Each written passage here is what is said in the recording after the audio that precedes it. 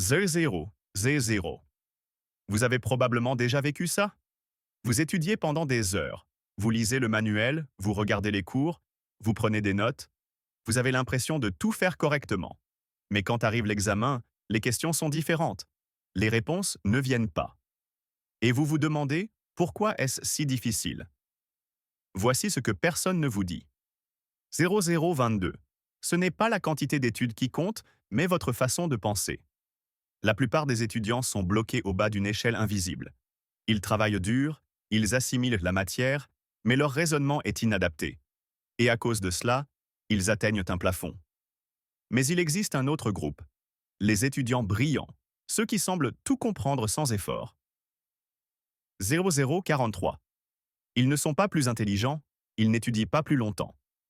Ils pensent simplement différemment. Aujourd'hui, je vais vous présenter les 6 niveaux de réflexion qui distinguent les étudiants moyens des étudiants d'élite. À la fin, vous saurez exactement à quel niveau vous êtes bloqué et, plus important encore, comment progresser. Car voici la vérité. 0104. Les élèves qui atteignent le sommet ne sont pas ceux qui travaillent le plus dur, mais ceux qui réfléchissent le plus en profondeur. Commençons par le bas. Le premier niveau s'appelle mémoriser. C'est là que la plupart des élèves débutent. C'est le monde des fiches, des surlignages et des relectures interminables. Imaginez, c'est dimanche soir. Saham 1-26. Vous êtes assis à votre bureau, entouré de notes. Vos surligneurs sont prêts. Jaune pour important, rose pour très important, orange pour extrêmement important. Vous commencez à lire. Puis vous relisez encore et encore. Vous recopiez les définitions sur des fiches. Vous les répétez à voix haute. Vous vous testez avant de vous coucher. Et parfois, ça marche. Un petit moment. 0150. Lundi matin, vous vous sentez en confiance. Mardi, ça va encore, mais vendredi, la plupart des connaissances sont oubliées. Et un mois plus tard, à l'approche de l'examen, vous devez tout recommencer à zéro. Le problème, c'est que la mémoire sans signification est fragile. Imaginez construire une maison sur du sable. Certes, vous pouvez empiler les briques et obtenir un résultat impressionnant. 0214. Mais dès qu'un obstacle survient, stress, fatigue, une question légèrement différente, tout s'écroule. La pensée superficielle donne l'impression d'être productive, car on a l'impression d'être occupé. Vos notes sont colorées, vos fiches sont bien organisées, votre bureau ressemble au compte Instagram d'un influenceur productivité. Vous vous sentez occupé. 0235. Mais être occupé ne signifie pas être efficace, car la pensée superficielle ne produit que des résultats superficiels. On se contente de réciter. Vous pouvez énumérer les étapes de la photosynthèse, définir les mitochondries, répondre à des questions à choix multiples. Mais dès qu'une question vous demande d'expliquer l'importance de la photosynthèse pour l'écosystème ou de comparer les mitochondries aux chloroplastes, vous êtes paralysé. Vous avez mémorisé les mots, mais vous n'en avez jamais compris le sens. 0305. Et voici la vérité qui dérange. C'est ce mode de pensée superficielle qui explique pourquoi la plupart des étudiants trouvent les études pénibles. C'est répétitif, fastidieux et soporifique, car le cerveau sait qu'il n'apprend pas vraiment, qu'il se contente de copier des données comme un disque dur. Le cerveau a soif de sens, de lien. Le priver de ce besoin transforme les études en torture. 0329. Alors, si vous avez déjà trouvé les études ennuyeuses, le problème ne vient peut-être pas de vous. Vous raisonnez peut-être simplement au niveau superficiel. Passons maintenant au niveau supérieur, celui de la compréhension. C'est là qu'on arrête de mémoriser et qu'on commence à se demander « qu'est-ce que cela signifie vraiment ?»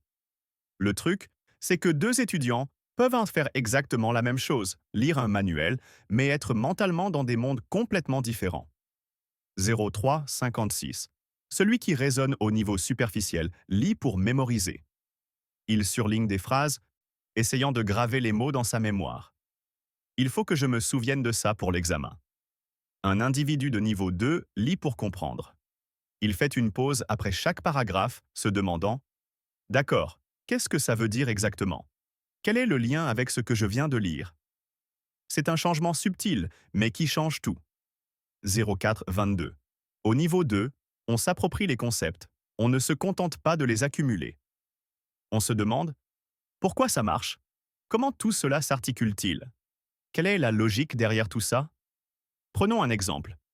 Imaginons que vous étudiez la première loi de Newton. Un objet au repos reste au repos et un objet en mouvement reste en mouvement, à moins qu'une force extérieure n'agisse sur lui. 0,46. Un individu de niveau 1 mémorise cette phrase mot pour mot. Il peut la réciter parfaitement lors d'un contrôle.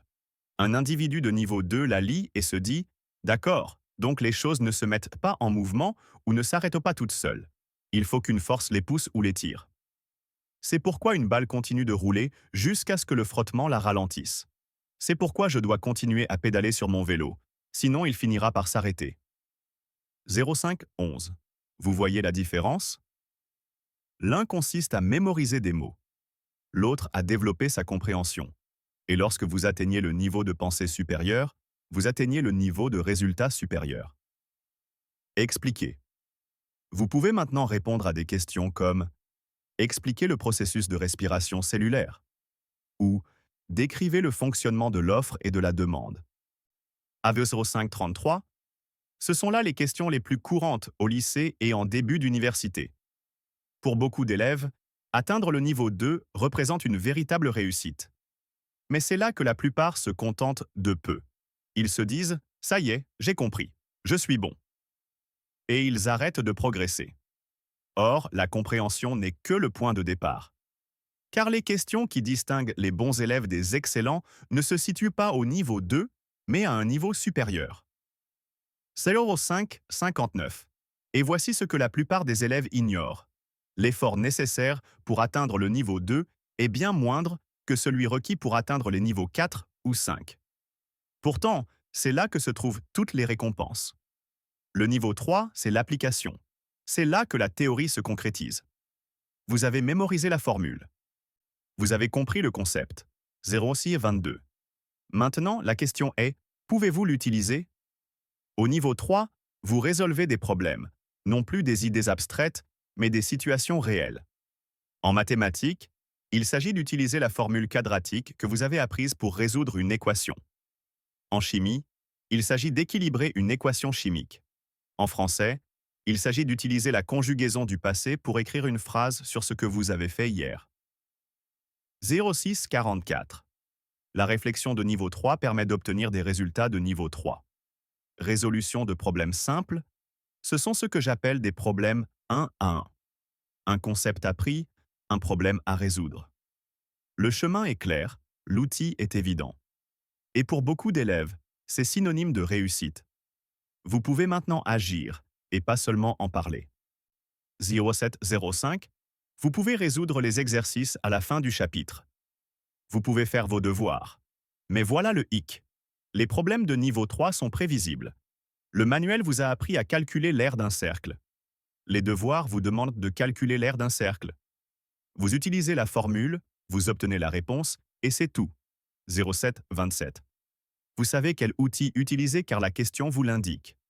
Vous suivez une recette, vous n'en créez pas une. Et c'est bien ainsi jusqu'à ce que vous tombiez sur une question qui ne vous donne aucune indication. Prenons un exemple. Imaginez que vous passez un examen de physique. Vous avez appris les notions de vitesse, d'accélération et de force. Autant de concepts distincts. 0747. Une question de niveau 3 vous dirait « Calculez la vitesse d'un objet qui parcourt 100 mètres en 20 secondes. » Facile. Distance divisée par temps. Vous avez répété cela des centaines de fois. Mais voilà que vous tombez sur cette question. Une voiture accélère de l'arrêt à 60 km en 8 secondes. Si elle maintient cette accélération, quelle distance parcourra-t-elle dans les 5 secondes suivantes? Là, vous êtes bloqué, car il ne s'agit plus d'une simple relation univoque. 0,8, 18. Vous devez combiner plusieurs concepts. Vous devez réfléchir stratégiquement à la formule à utiliser en premier. C'est à ce moment-là que la plupart des étudiants se bloquent, car ils raisonnent au niveau 3, alors que l'examen teste le niveau 4. On entre maintenant dans le domaine de la pensée critique. Le niveau 4 s'appelle « analyse ». C'est là que la plupart des étudiants rencontrent leur première véritable difficulté. 0,8-41. Au niveau 4, on ne se contente plus d'examiner les informations isolément. On compare, on met en contraste, on repère des schémas et des différences. On étudie les relations. On se demande, en quoi ceci est-il similaire à cela? Quel est le lien entre ces concepts? Que se passe-t-il lorsque je modifie une variable? Quel est l'impact sur tout le reste? La pensée de niveau 4 permet d'atteindre des résultats de niveau 4. 0,9, 0,5. Comparaison. On peut maintenant répondre à des questions comme comparer les causes de la Première et de la Seconde Guerre mondiale. Quelles sont les similitudes et les différences entre la mitose et la méiose? En quoi l'économie keynésienne diffère-t-elle de l'économie classique? Ces questions ne vous demandent pas seulement de connaître des choses. Elles vous demandent de percevoir les liens entre les éléments. Et 0,9, 28. Et c'est là que ça devient intéressant. La pensée de niveau 4 est plus exigeante. Elle demande un effort mental plus important. On ne peut plus se contenter de ressortir un seul fait de sa mémoire et considérer que c'est terminé. On réfléchit plus longtemps, plus profondément. Votre cerveau travaille d'une manière nouvelle. Il se peut que vous restiez 5 minutes à fixer vos notes, essayant de comprendre le lien entre deux concepts. 0,9, 50. Vous pourriez avoir besoin de dessiner des schémas, de créer des tableaux, des diagrammes en V qui obligent votre cerveau à réfléchir à un niveau supérieur. De ce fait, beaucoup d'étudiants pensent mal s'y prendre.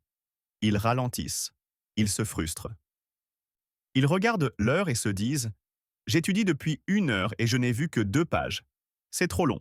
10, 11. » Alors, ils retournent à ce qui leur semble plus facile, à une réflexion de niveau 2 ou 3. Ils se contentent de comprendre ou de s'exercer sur des problèmes. Mais voici la vérité. Cet effort supplémentaire n'est pas un signe d'échec. C'est un signe de progression. Votre cerveau crée des connexions plus profondes. Votre mémoire se renforce. 10, 31. Les neurones de votre cerveau construisent littéralement de nouvelles voies.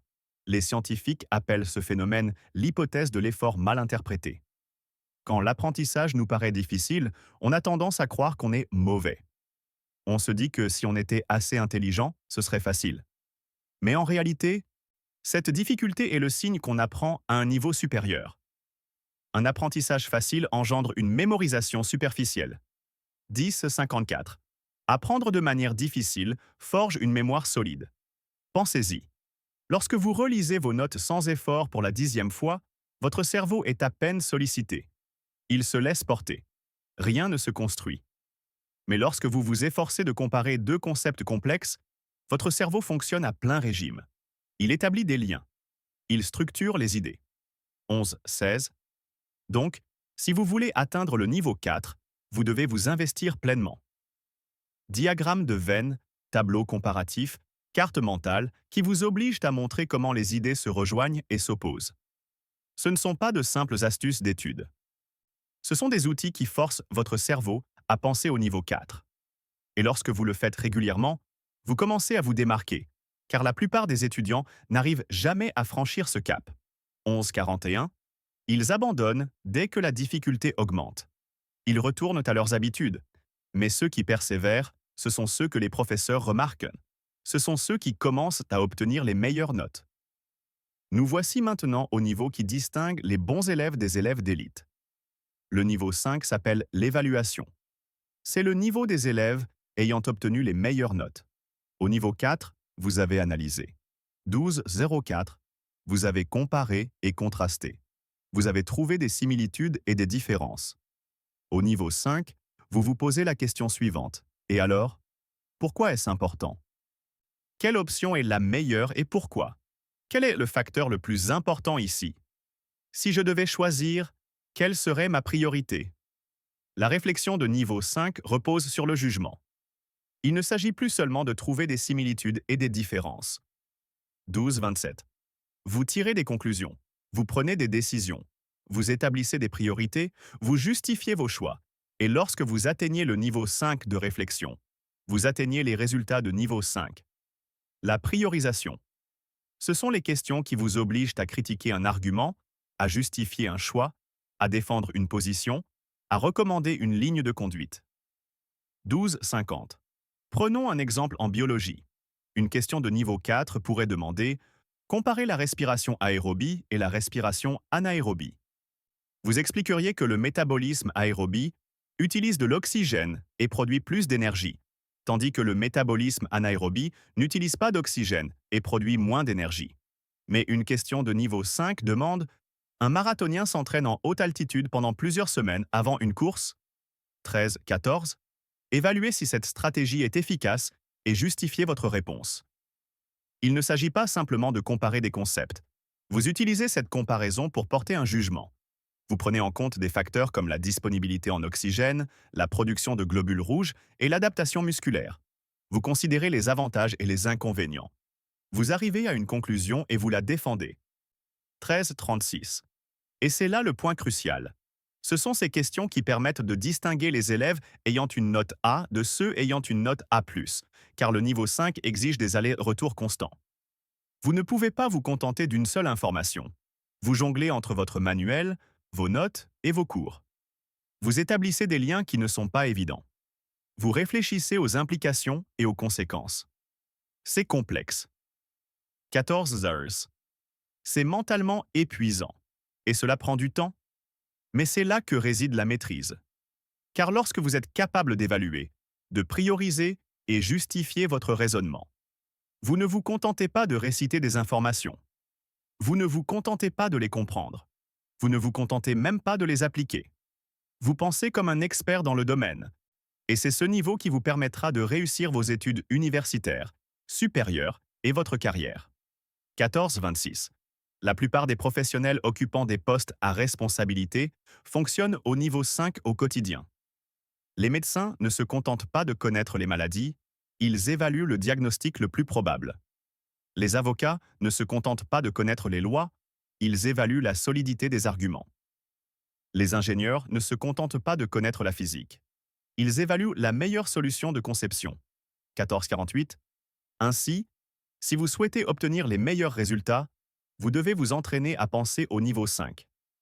Pas seulement occasionnellement, lorsque l'examen vous y oblige systématiquement pendant vos révisions. Et voici ce qui est fascinant. Lorsque vous vous entraînez à penser au niveau 5, un phénomène inattendu se produit. Vous commencez à mieux retenir les informations. 15-09. Vous commencez à comprendre les concepts plus profondément. Vous commencez à résoudre les problèmes plus rapidement, car votre cerveau ne se contente plus de stocker des faits isolés. Il construit un réseau complexe d'éléments. Des connaissances interconnectées, avec des priorités, des relations et du sens. Il existe un niveau supplémentaire, mais il n'est pas accessible à tous. Le niveau 6 s'appelle créer. À ce stade, il ne s'agit pas seulement d'utiliser des connaissances, mais d'en générer de nouvelles. Il s'agit de formuler des hypothèses. 15-37. Il s'agit de synthétiser des idées qui n'existent pas encore dans vos ressources. Il s'agit d'identifier les lacunes dans la compréhension actuelle et de créer des réponses potentielles. La pensée de niveau 6 permet d'atteindre des résultats de niveau 6.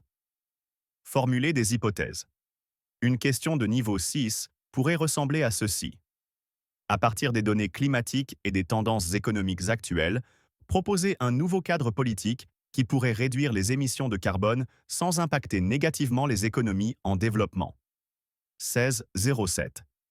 Justifiez votre proposition par des preuves et anticipez les critiques potentielles. Il ne s'agit pas simplement d'analyser ou d'évaluer des informations existantes. Il s'agit de créer quelque chose de nouveau.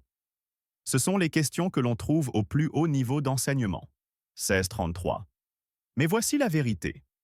La plupart des étudiants n'auront jamais besoin d'atteindre le niveau 6. Et ce n'est pas grave, car si vous maîtrisez le niveau 5, si vous savez évaluer et prioriser de manière constante, vous êtes déjà au sommet de votre art. Vous surpassez déjà 90% des étudiants. Vous pensez déjà à un niveau qui vous sera utile dans presque tous les métiers. 16-56. Le niveau 6 est pour ceux qui veulent repousser les limites de la connaissance. Si c'est votre cas, bravo. Mais pour la plupart des gens, le niveau 5 est le sommet à atteindre. Voici donc ce qui change tout. La plupart des étudiants pensent que pour atteindre le niveau 5, il faut commencer par le niveau 1 et progresser étape par étape. 17-16. D'abord, tout mémoriser, ensuite comprendre, ensuite s'exercer à l'appliquer, ensuite commencer à comparer, et enfin, après tout cela, commencer à évaluer. Cela semble logique, n'est-ce pas? Construire d'abord les fondations, puis ajouter les étages supérieurs. Mais voilà le problème. Cela ne fonctionne pas à cause de ce qu'on appelle la courbe de l'oubli. 1741. En 1885, un psychologue allemand du nom de Hermann Ebbinghaus a fait une découverte fascinante. Les humains oublient environ 50% des nouvelles informations en une heure. Et en 24 heures, nous en oublions environ 70%. Voici donc ce qui se passe lorsque vous essayez de passer du niveau 1 au niveau 5. La première semaine, vous passez des heures à mémoriser des définitions et des faits au niveau 1, 1807. La deuxième semaine, vous passez au niveau 2 en essayant de comprendre ces concepts. Mais pendant ce temps, votre cerveau oublie déjà la moitié de ce que vous avez mémorisé la semaine précédente. La troisième semaine, vous essayez d'appliquer ces concepts au niveau 3, mais vous avez maintenant oublié la majeure partie du niveau 1 et une partie du niveau 2. La quatrième semaine, vous tentez d'analyser et de comparer au niveau 4, mais vous passez plus de temps à réapprendre les niveaux 1, 2 et 3 qu'à travailler réellement au niveau 4. 18-38. Lorsque vous essayez d'atteindre le niveau 5, vous êtes épuisé. Le temps vous manque et vous avez passé plus de temps à réapprendre qu'à apprendre réellement. Au lieu de progresser, vous redescendez sans cesse pour réapprendre ce que vous avez oublié. Vous êtes pris dans un cercle vicieux, vous recommencez toujours à zéro, sans jamais atteindre le sommet. Et le jour de l'examen, vous êtes loin du niveau 5. 19 aussi 1. Vous vous démenez pour vous souvenir des bases. Voilà pourquoi bachoter ne fonctionne pas. Voilà pourquoi les étudiants peuvent étudier pendant des heures et se sentir toujours mal préparés. Ils gravissent une échelle dont les barreaux du bas disparaissent sans cesse. Voici donc la meilleure solution. Ne commencez pas au niveau 1. Commencez au niveau 5. Attendez, quoi?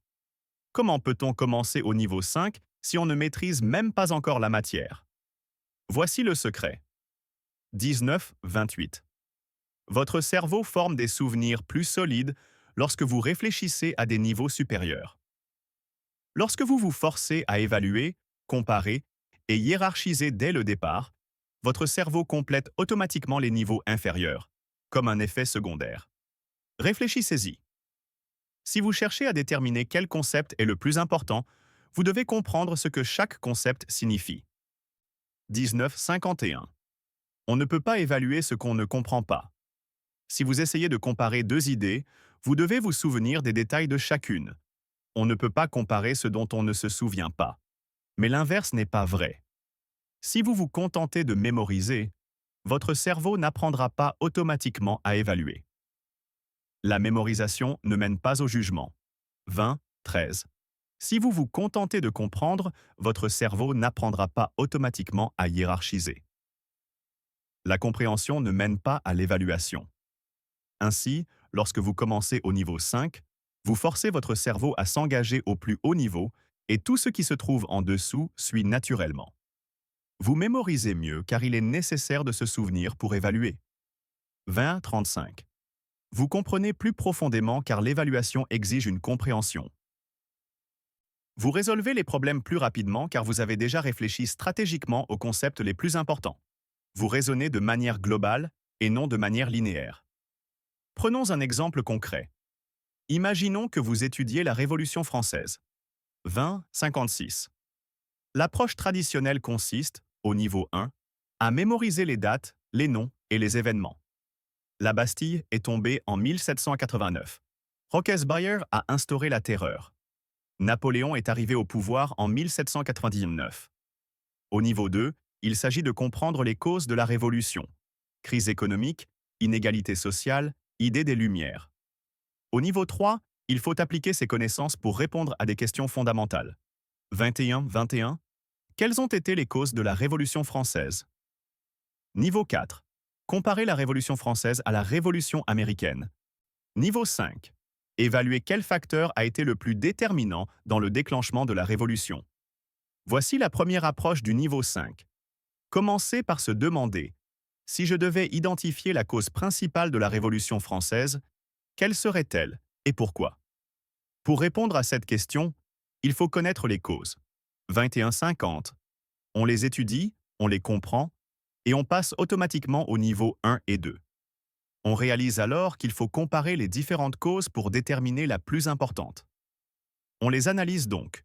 On atteint automatiquement le niveau 4, et comme on se demande constamment quelle est la cause la plus importante, on retient mieux les détails. 22.10. On comprend les liens plus profondément. Vous voyez comment ça marche? En commençant par le niveau 5, on a progressé à travers tous les niveaux inférieurs, mais on l'a fait avec un objectif précis, une direction claire, un but précis. Et c'est pourquoi les connaissances s'imprègnent. Alors, comment procéder concrètement? Voici quelques méthodes pratiques pour vous forcer à adopter une pensée de niveau 5 dès le premier jour. 22.33. Premièrement, posez-vous constamment la question.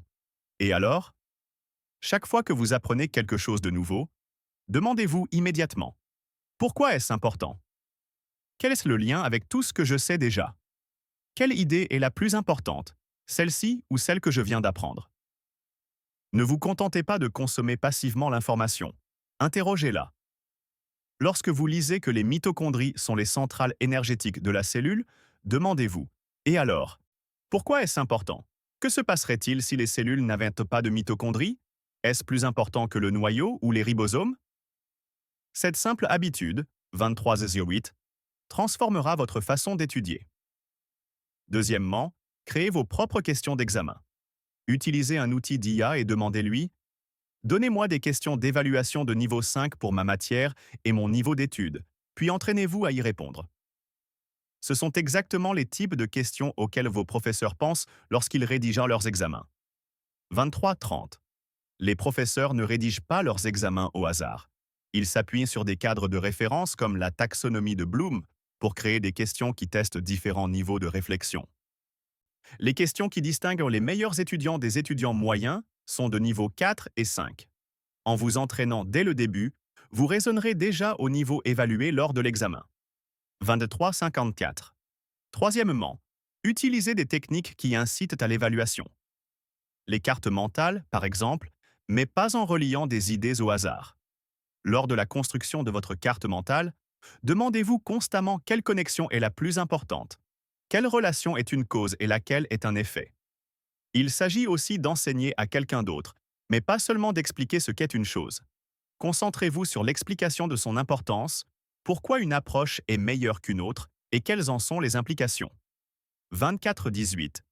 Pour les questions à développement, même si votre examen est à choix multiples, forcez-vous à rédiger des réponses qui vous obligent à justifier votre raisonnement. Par exemple, je crois que X est plus important que Y parce que... Quatrièmement, acceptez l'inconfort. Si penser au niveau 5 vous semble difficile, c'est normal. Quand vous ressentez cette tension mentale, quand vous avez l'impression de penser plus lentement, quand vous êtes frustré de ne pas pouvoir assimiler la matière facilement, ce n'est pas un échec. 24.48. C'est votre cerveau qui construit des connexions neuronales plus solides. C'est votre mémoire qui forme des liens plus profonds. Cet effort mental est le signe que vous apprenez à un niveau qui sera réellement assimilé. Alors, ne le fuyez pas. Approfondissez-vous. La plupart des étudiants fuient la difficulté. Ils pensent « c'est trop difficile, je dois m'y prendre mal ». Mais les élèves qui excellent, eux, reconnaissent ce sentiment et se disent « c'est difficile, mais ça veut dire que ça fonctionne ». 25.15. Voici donc la vérité. La différence entre les élèves moyens et les élèves brillants ne réside pas dans le talent, ni dans le QI, ni même dans le nombre d'heures d'études. Elle réside dans leur façon de penser. La plupart des élèves sont bloqués au niveau 1, 2 ou 3. Ils mémorisent, comprennent et appliquent. Ils travaillent dur, mais à un niveau inadéquat. 25.38. En revanche, les élèves qui excellent pensent au niveau 5 dès le premier jour. Ils évaluent, hiérarchisent et relient les idées d'une manière unique. Ils se posent la question. Et alors? Là où les autres se contentent de demander « quoi ?», ils portent des jugements là où les autres se contentent de collecter des faits. Et le secret, c'est qu'il n'est pas nécessaire de gravir les échelons un par un. 25.59. On peut commencer au sommet et laisser tout le reste se faire naturellement. Tout s'enchaîne naturellement. Car lorsque vous pensez au niveau 5, votre cerveau gère automatiquement les niveaux 1 à 4, comme une conséquence naturelle. Vous mémorisez mieux car l'évaluation requiert de la mémoire. Vous comprenez plus profondément car l'évaluation requiert de la compréhension. Vous résolvez les problèmes plus rapidement car l'évaluation requiert une réflexion stratégique. 26-24, ce n'est pas de la magie. C'est simplement le fonctionnement du cerveau lorsqu'on lui propose un défi stimulant. Alors, voici votre défi. La prochaine fois que vous vous mettez à étudier, ne vous demandez pas « Que dois-je retenir ?» Ne vous demandez même pas « Que dois-je comprendre ?» Demandez-vous plutôt « Quel est le concept le plus important ici et pourquoi ?» Forcez-vous à adopter une réflexion de niveau 5 dès le premier instant. 26-47, et vous verrez comme tout le reste, la mémorisation, la compréhension, la résolution de problèmes devient plus facile. Non pas parce que la matière est devenue plus simple, mais parce que votre cerveau fonctionne enfin à son plein potentiel. Car voici ce que la plupart des étudiants ignorent. Votre cerveau ne cherche pas à mémoriser des faits aléatoires. Il cherche à donner du sens au monde. 27-08, il cherche à porter des jugements. Il cherche à hiérarchiser et à évaluer. Si vous le lui refusez en restant au niveau 1 ou 2, étudier devient une véritable torture. Mais quand on lui offre ce qu'elle recherche, une réflexion approfondie de niveau 5, étudier devient passionnant. Cela devient un défi stimulant. 27-28. Cela devient le genre de travail qui vous laisse fatigué mais satisfait. Les étudiants qui approfondissent leurs réflexions sont ceux qui réussissent le mieux. Si cette vidéo vous a permis d'envisager les études sous un nouvel angle, Le code vie. Mastering how to learn is the first step on decoding the complex puzzle of life.